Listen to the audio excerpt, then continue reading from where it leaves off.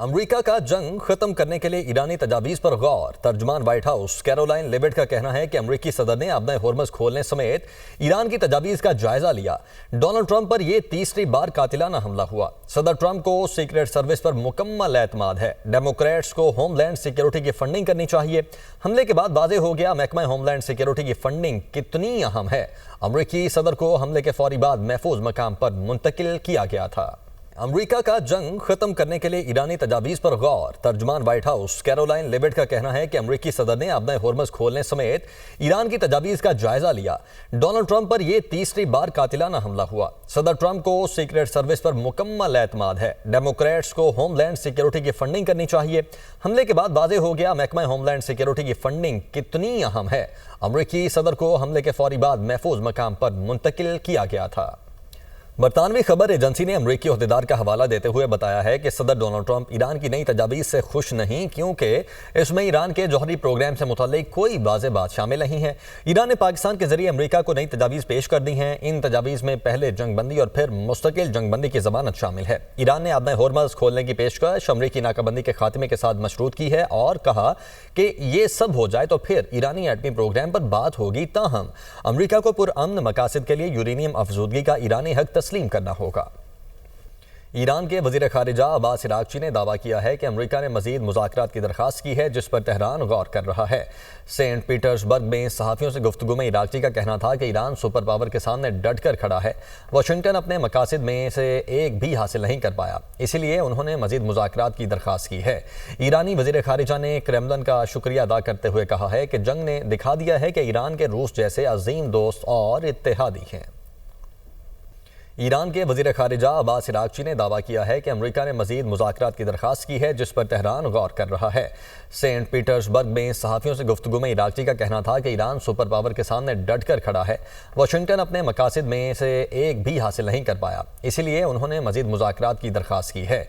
ईरानी वज़ीर ख़ारिजा ने क्रेमलिन का शुक्रिया अदा करते हुए कहा है कि जंग ने दिखा दिया है कि ईरान के रूस जैसे अजीम दोस्त और इत्तेहादी हैं। अमरीकी वज़ीर ख़ज़ाना स्कॉट बेसेंट ने खबरदार किया है कि जो कंपनीज ईरान की फ़ज़ाई कंपनीज को खिदमात फराहम करेंगी वो अमरीकी पाबंदियों का सामना कर सकती हैं। ये इक़दाम इक़्तिसादी पाबंदियों की मुहिम का हिस्सा है। उन्होंने समाजी राब्ते की वेबसाइट एक्स पर बयान में कहा, दुनिया भर की हुकूमतों को चाहिए कि वो अपने दायरा इख्तियार में मौजूद कंपनीज को ईरान के तैयारों को खिदमात फराहम करने से रोकने के लिए तमाम ज़रूरी इक़दाम करें। इन खिदमात में तैयारों के लिए ईंधन, खाने पीने की सहूलियात, लैंडिंग फीस और मुरम्मत शामिल हैं। इस मुहिम के तहत अमरीका ईरान पर ज़्यादा से ज़्यादा मुआशी दबाव डालेगा और तीसरे फ़रीक के खिलाफ कार्रवाई से गुरेज नहीं करेगा जो ईरानी इदारों के साथ कारोबार करते हैं। अमरीकी वज़ीर ख़ारिजा मार्को रूबियो का कहना है कि ईरानी मुज़ाकरातकार अमरीका के साथ मुआहदा करने के हवाले से संजीदा हैं। अमरीकी टीवी को इंटरव्यू में उन्होंने कहा है कि ईरानी क़यादत कमज़ोर हो चुकी है और वो मज़ीद वक्त हासिल करने की कोशिश कर रही है। मेरे ख्याल में वो इस सूरत हाल से निकलने के लिए संजीदा हैं जिसमें वो फंस चुके हैं। ईरान में तनख्वाहें अदा करने में मुश्किलात हैं, मईशत जमूद का शिकार है और दुनिया भर में सख्त इक़्तिसादी पाबंदियों का सामना है।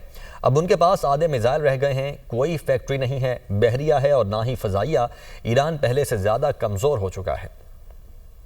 ईरानी वज़ीर ख़ारिजा का पाकिस्तान और ओमान के बाद दौरा रूस। अब्बास इराक़ची की मॉस्को में रूसी सदर से मुलाकात। सदर पुतिन ने कहा, ईरानी अवाम अपनी खुद मुख्तारी के लिए हौसले से लड़ रहे हैं।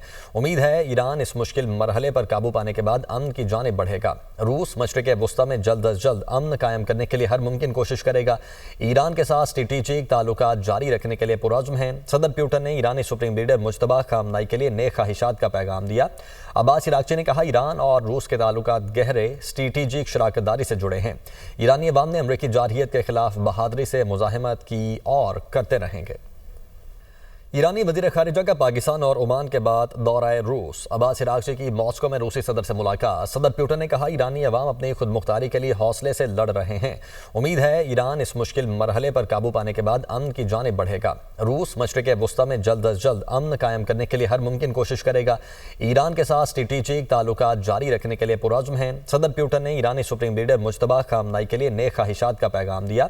अब्बास इराक़ची ने कहा, ईरान और रूस के ताल्लुकात गहरे स्ट्रेटेजिक शराकतदारी से जुड़े हैं। ईरानी अवाम ने अमरीकी जारहियत के खिलाफ बहादुरी से मुज़ाहमत की और करते रहेंगे। किर्गिस्तान में ईरानी और रूसी दिफाई हुकाम की अहम मुलाकात हुई है। रूसी वज़ीर दिफा ने ईरान को हिमायत की यकीन दहानी करवाते हुए जंग सिफारतकारी के जरिए हल करने पर जोर दिया है। उन्होंने कहा, उम्मीद है ईरान और रूस मुस्तकबिल में भी एक दूसरे की हिमायत जारी रखेंगे। मुलाकात को मौजूदा जंग के तनाजुर में काफ़ी अहमियत दी जा रही है क्योंकि रूस को ईरान का सबसे बड़ा हलीफ समझा जाता है। किर्गिस्तान में ईरानी और रूसी दिफाई हुकाम की अहम मुलाकात हुई है। रूसी वज़ीर दिफा ने ईरान को हिमायत की यकीन दहानी करवाते हुए जंग सिफारतकारी के जरिए हल करने पर जोर दिया है। उन्होंने कहा, उम्मीद है ईरान और रूस मुस्तकबिल में भी एक दूसरे की हिमायत जारी रखेंगे। मुलाकात को मौजूदा जंग के तनाजुर में काफ़ी अहमियत दी जा रही है क्योंकि रूस को ईरान का सबसे बड़ा हलीफ समझा जाता है। अक़वाम मुत्तहिदा की जौहरी हथियारों से मुतल्लिक कॉन्फ्रेंस में अमरीका और ईरान के दरमियान तुंदो तेज़ जुमलों का तबादला हुआ। जौहरी हथियारों के अदम फैलाव के मुआहदे के जायज़ा इजलास के आगाज़ पर अमरीका और ईरान के दरमियान तेहरान के जौहरी प्रोग्राम पर सख्त इख्तलाफात सामने आए। तनाज़े की बुनियादी वजह कॉन्फ्रेंस के 34 नायब सदूर में ईरान का इंतखाब है। अमरीका को इस मामले में ऑस्ट्रेलिया और मुत्तहिदा अरब अमारात की हिमायत हासिल थी, जबकि बरतानिया, फ्रांस और जर्मनी ने भी इस पर तशवीश का इजहार किया। अमरीकी नुमाइंदे ने कहा, ऐसा मुल्क जो इस मुआहदे के लिए बेएतनाई जाहिर कर रहा है अब कॉन्फ्रेंस का नायब सदर बना दिया गया है। बयाना में अक़वाम मुत्तहिदा के लिए ईरान के सफ़ीर रज़ा नजफ़ी ने अमरीकी बयान को सख्ती से मुस्तरद करते हुए इन इल्ज़ामात को बेबुनियाद और सियासी मकासद पर मबनी करार दिया। ईरानी वज़ीर ख़ारिजा अब्बास अराग़ची का एक्स पर पैगाम में कहना है, खुशी है रूस के साथ आला सतह पर बातचीत का मौका मिला। हालिया वाक़यात ने हमारी स्ट्रेटेजिक शराकतदारी की गहराई और मजबूती को वाज़ेह कर दिया। हमारे ताल्लुकात मज़ीद मुस्तहकम हो रहे हैं। रूस की जानिब से यकजहती पर शुक्रगुजार हैं। सिफारतकारी के लिए रूस की हिमायत का खैर मकदम करते हैं। ईरानी वज़ीर ख़ारिजा अब्बास अराग़ची का एक्स पर पैगाम में कहना है, खुशी है रूस के साथ आला सतह पर बातचीत का मौका मिला। हालिया वाक़यात ने हमारी स्ट्रेटेजिक शराकतदारी की गहराई और मजबूती को वाज़ेह कर दिया। हमारे ताल्लुकात मज़ीद मुस्तहकम हो रहे हैं। रूस की जानिब से यकजहती पर शुक्रगुजार हैं। सिफारतकारी के लिए रूस की हिमायत का खैर मकदम करते हैं। ईरान की वजारत ख़ारिजा ने 2 तेल बरदार बहरी जहाज़ों माजिस्टिक एक्स और टिफानी की अमरीकी तहवील में लिए जाने पर सख्त रद्द अमल दिया है। वजारत ख़ारिजा के तर्जुमान इस्माइल बकाई ने समाजी राब्ते की वेबसाइट एक्स पर अपने बयान में कहा है कि ये इकदाम खुलेआम कज़ाकी और समंदरों में मुसल्लह डकैती को कानूनी शक्ल देने के मुतरादिफ है। उन्होंने कहा, कज़ाकों की वापसी का खैर मकदम है, बस फ़र्क ये है कि अब वो सरकारी इजाज़तनामों के साथ रियासती परचम के तहत और अपनी लूटमार को कानून नाफिज करना करार देकर काम कर रहे हैं। अमरीकी फ़ौज ने ईरानी परचमबरदार ऑयल टैंकर को रोक लिया। अमरीकी सेंट्रल कमांड ने कहा है कि इसके जंगी जहाज़ USS राफेल पेराल्टा ने एम्प्टी स्ट्रीम नामी ऑयल टैंकर को उस वक्त रोक लिया जब वो एक ईरानी बंदरगाह की जानिब जाने की कोशिश कर रहा था। मरकज़ी कमान ने समाजी राब्ते की वेबसाइट पर जारी बयान में कहा कि जिसके साथ दोनों जहाज़ों की तस्वीर भी शामिल थी। ये कार्रवाई ईरानी बंदरगाह। आगे बढ़ते हैं। बानी PTI का पिम्स में तिबी मुआयना। बानी PTI को गुज़श्ता रात खुसूसी सिक्योरिटी हिसार में अडयाला जेल से पिम्स ले जाया गया। पिम्स में बानी PTI की आंखों और दांत का चेकअप किया गया है। बानी को तिबी मुआयने के बाद वापस अडयाला जेल मुंतकिल कर दिया गया है। इस्लामाबाद हाई कोर्ट के 5 जजेस के ट्रांसफर के मामले पर जुडिशल कमीशन का इजलास आज होगा। इजलास की सदारत चीफ जस्टिस याहिया आफरीदी करेंगे। Justice Mohsin Akhtar Kayani, justice Babar Sattar, justice Khadim Hussain Soomro के तबादले का मामला ज़ेरे गौर आएगा। हसीब मलिक हमारे साथ मौजूद हैं।